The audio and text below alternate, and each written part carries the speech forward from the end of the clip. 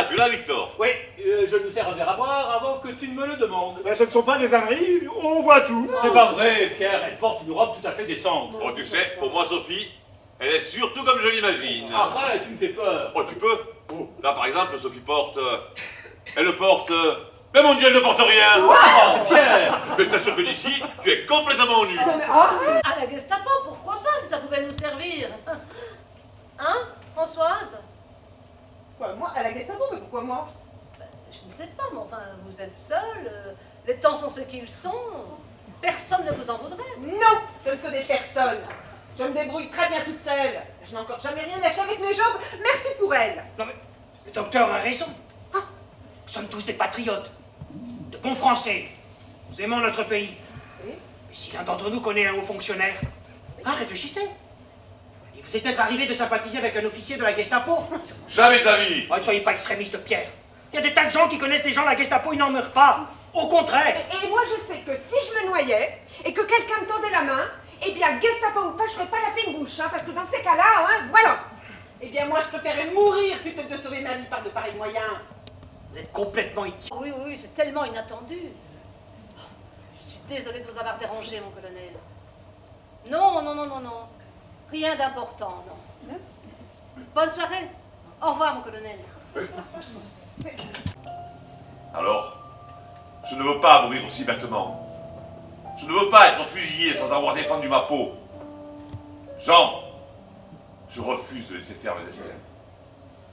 Vous devez choisir les deux otages parmi vous. Le porte-monnaie. Vrai ou faux?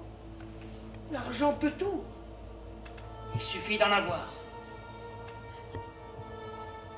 Françoise, je sais que vous avez un frère malade.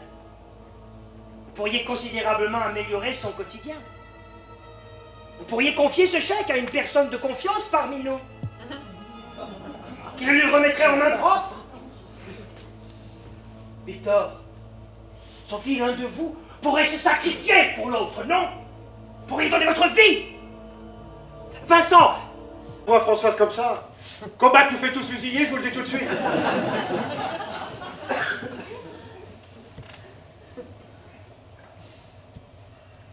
Victor, tu dois persuader Sophie. Et Max qui n'arrive toujours pas. Et pourquoi voudriez-vous qu'il arrive maintenant? Parce que Jean considère que si Max arrivait, il augmenterait nos chances de survie. Mais c'est logique.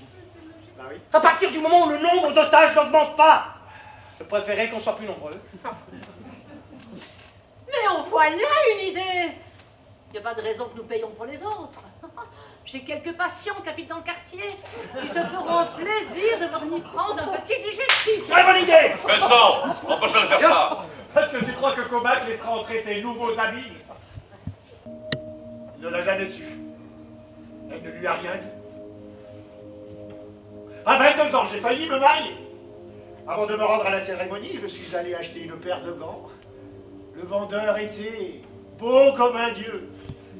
Finalement, je ne me suis pas marié. Puis je vous ai rencontré, Sophie, Victor.